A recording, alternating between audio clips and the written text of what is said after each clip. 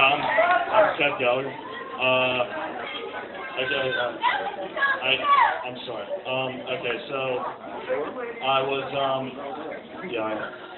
anyway, so this week, for Senior Poetry Day, I did a monologue of mine that I wrote, and a few seniors here tonight heard it, and it was an idea of someone here for you to read it. I don't have it with me, but I wrote it, so I'm going to try my best to recite it from memory. If it kills the vibe, I humbly apologize. But here it goes. It started with a jacket and khakis. The tie that I wore felt like a harness, but it was something that I had to do. I spent 4 months wearing that costume until I just couldn't take it anymore. And after that ordeal was over, I came back here. It's good to see everybody again, but just things weren't the same. The girls all talked to the older guys and flirted with the older guys, and the guys that I knew just acted like morons. But, all in all, I tried to stay positive and just, hope things would get better. Who doesn't hope that, right? Well, when the second year rolled around, and things, of course, got worse. There were these teachers and these students that just kept getting me angry, drove me completely out of my mind. And some of you know what that's like, right? Some of you? Yeah. I've had those people that, you ever have that moment where you just want to tell that one person that's pissing you off the most just exactly what it is you think of them, but then you realize that you can't say anything because those people in the administration and those people who wear the suits and those people that are from the good colleges aren't the biggest fans of people who speak their minds and stuff like that. That would be quite a sin, I guess. My second year was full with moments like those. And socially, we will just call that a train wreck. And then the third year rolled around, and no matter what I did, I just couldn't drive out all the talk and all the thought of what would be going into college that year.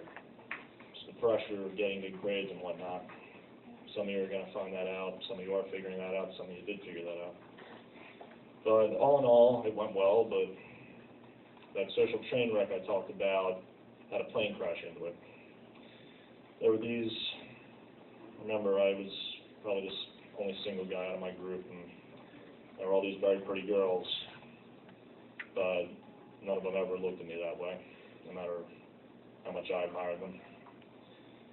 They all went for those shy guys, the ones that never really seemed to say anything, the ones that you never really get to know, but apparently by not talking, they're able to get any girl that they want when you try to do your best not to screw up when trying to say something. That would be me. And, I remember the parties that I threw, they didn't help. I got to tell you, it's a great day in your life when you realize that the people you know and the friends that you have aren't exactly the people that you think they are. They're the people that are coming to your house and drinking while you're cleaning up their mess. So the ones talking to girls while you're too busy making sure you don't get caught by the cops. Yeah, those are really damn good friends. You gotta love those people.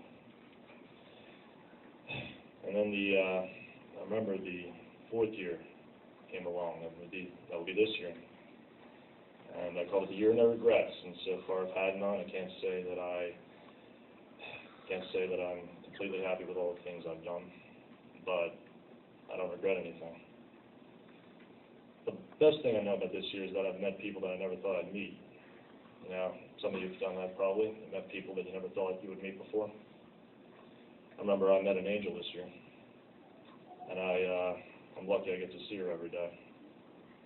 And I remember all those mornings and all those nights before I go to sleep when I would look in the mirror and I wouldn't ask because that would be too dramatic, but I would think, who would ever go out with somebody like me? Who would ever want to be with someone like me? She did. And I got to say that just after everything that's happened, sometimes the smile on her face is the only thing that can just put a smile on mine anymore. But hey, that's just what high school's done. That's what it's come to. And everything that I've had, everything that's been in, is now out, and I've given to you tonight, up here. I've given you the thoughts that I've had, taking the empty beer cans out to the trash with no help. I've given you the thoughts that I've had when you're driving home alone, from a gathering of friends, a girl in your passenger seat. And I've given you the thoughts of just lying awake in bed at night, just wondering what's wrong. And if I could just give one piece of advice to all of you, it would be to never let somebody get in your way. It would be to say the things that you want to say and do the things that you want to do because you want to do them, not because somebody else doesn't think that it's up their alley. I let that happen to me too much. I let that control me.